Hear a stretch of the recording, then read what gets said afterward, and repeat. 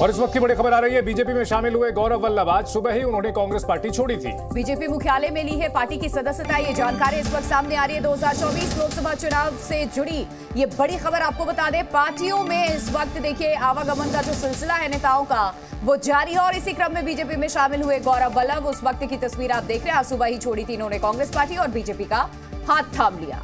Gaurav Vallabh Congress party के प्रवक्ता, काफी आक्रामक तरीके से पार्टी का प्रचार करते थे। दो बार चुनाव लड़े, एक बार झारखंड से और एक बार राजस्थान से, लेकिन लोकसभा चुनाव से ऐन पहले उन्होंने कांग्रेस पार्टी छोड़ दी है। तमाम तरह के आरोप लगाते हुए बीजेपी में अब वे शामिल हो चुके हैं। इससे पहले कल बॉक्सर विजेंद्र सिंह शामिल हुए थे कांग्रेस छोड़कर के बीजेपी में, और अब गौरव वल्लभ ने भी बीजेपी का दामन थाम लिया है। तो लोकसभा चुनाव से पहले कांग्रेस को लगातार एक के बाद एक बड़े झटके लगते चले जा रहे हैं इन नेताओं के रूप में। और कांग्रेस में अभी देखिए गौरव वल्लभ ने जिस तरीके से इन्होंने पहले जानकारी दी कि क्या कुछ कांग्रेस पार्टी में चल रहा है। संजय निरुपम की भी नाराजगी इस बीच देखने को मिली पार्टी की तरफ से, हालांकि एक्शन लिया गया। ये वो बड़े चेहरे हैं कांग्रेस के जो कांग्रेस को रिप्रेजेंट करते थे और आज वो बीजेपी के साथ हो चले हैं। बीजेपी मुख्यालय की तस्वीर आप देख रहे हैं जहां पर इन्होंने पार्टी की सदस्यता ली है और बीजेपी में शामिल हुए गौरव वल्लभ। अब तक जाना जाता था इन्हें कांग्रेस लीडर के नाम से, लेकिन अब से और आज से इन्हें जाना जाएगा बीजेपी लीडर के तौर पे। कांग्रेस को रिप्रेजेंट करते थे गौरव वल्लभ, लेकिन अब बीजेपी का साथ पकड़ चुके हैं गौरव वल्लभ। रवि त्रिपाठी जी मीडिया संवाददाता इस खबर पर और ज्यादा जानकारी के साथ जुड़ चुके हैं। सीधे उनका हम रुख कर लेते हैं। रवि, ये बड़ा झटका जो आज कांग्रेस पार्टी को सुबह सुबह लगा गौरव वल्लभ के रूप में, ये कितना बड़ा झटका है कांग्रेस पार्टी के लिए, वो भी लोकसभा चुनाव से ठीक पहले? अब देखिए, ये कह सकते हैं कि कांग्रेस को झटकों की आदत हो गई है। अब ये बड़ा झटका छोटा झटका है। मतलब देखिए, जब गुलाम नबी आज़ाद, कैप्टन अमरिंदर सिंह, उसके पहले विजय बहुगुणा, ज्योतिरादित्य सिंधिया, आरपीएन सिंह, मतलब लंबी लिस्ट है। अगर गिनाएंगे आप 2014 से लेकर अब तक तो इतने बड़े बड़े नेता, बड़े छोटे नौजवान, सब हर लेवल के नेता जा चुके हैं। जो प्रवक्ता हैं उनका जाना भी बड़ा मायने रखता है। और देखिए, पार्टी को का फेस सेविंग करते हैं ये लोग, पार्टी को बचाते हैं बैठकर, पार्टी को कहीं ना कहीं इकोनॉमिक इशू पर हो, तमाम इशू पर ये पार्टी को करने वाले लोग होते हैं। और 2 बार चुनाव भी लड़े कांग्रेस पार्टी से। ऐसा नहीं है कि चुनाव इनको मौका नहीं मिला, इनको मौका मिला। इस बार राजस्थान में विधानसभा चुनाव लड़े, उससे पहले आप झारखंड में विधानसभा चुनाव लड़े। बावजूद इसके पार्टी छोड़कर जा रहे हैं, तो इसका मतलब है कि इन लोगों को भविष्य नहीं दिख रहा पार्टी में और इनको फ्यूचर की राजनीति करनी है। और जो भी लंबे समय राजनीति करना चाहेगा वो कांग्रेस पार्टी से इसलिए भाग रहा है कि उसको लग रहा है कि आने वाले 5-10 साल में कोई चांसेज नहीं दिखाई दे रहा पार्टी में कुछ मौका मिलने का, चाहे राजस्थान। ठीक है, इस वक्त गौरव वल्लभ कुछ कह रहे हैं रवि, वो भी सुनाते हैं अपने दर्शकों को, उसके बाद आपके पास लौटेंगे। तावड़े साहब, संजय मयूख जी, मंच पर मेरे साथ विराजे हुए अनिल जी, उपेंद्र जी और आप सभी पत्रकार साथियों को मेरा सादर नमस्कार और प्रणाम।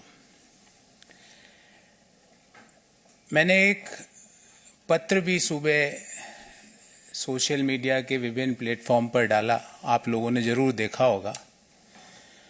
और उस पत्र में मैंने अपने दिल की सारी व्यथाएं, इश्यूज जो मैं समय समय पर कांग्रेस पार्टी की लीडरशिप को अवगत भी कराता था, वो मैंने सारे उसमें लिख दिए।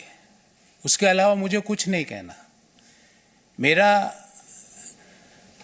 दृष्टिकोण शुरू से ये रहा है कि भगवान श्री राम का मंदिर बने, न्योता मिले और हम न्योते को कांग्रेस पार्टी लिख के भेजे कि हम नहीं जाएंगे, मैं इसे स्वीकार नहीं कर सकता। देश में मैं अर्थशास्त्र का विद्यार्थी हूं, बड़े समय तक अर्थशास्त्र और वित्त देश के प्रतिष्ठित संस्थाओं में पढ़ाया भी है मैंने।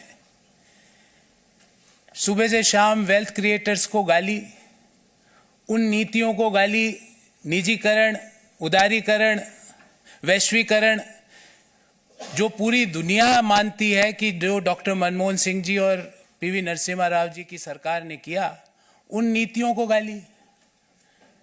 कोई बिजनेस करे उसको गाली, कोई विनिवेश में पार्टिसिपेट करे उसको गाली, एयर इंडिया कोई कंपनी खरीदे तो वो गलत।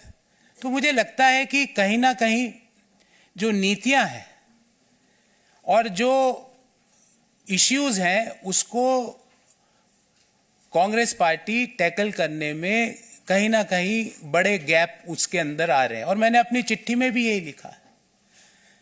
और मैंने प्रमुख कारण यह बताया कि मेरे में इतनी ताकत नहीं है कि मैं सुबह से शाम बैठकर वेल्थ क्रिएटर्स को गाली देता फिरूं, मैं नहीं दे सकता।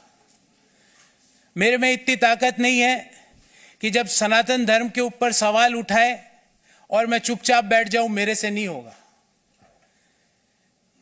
कांग्रेस पार्टी के नेताओं ने, कांग्रेस पार्टी के जो अलायंस पार्टनर्स हैं, उन्होंने सनातन धर्म के ऊपर बड़े बड़े प्रश्न उठाए।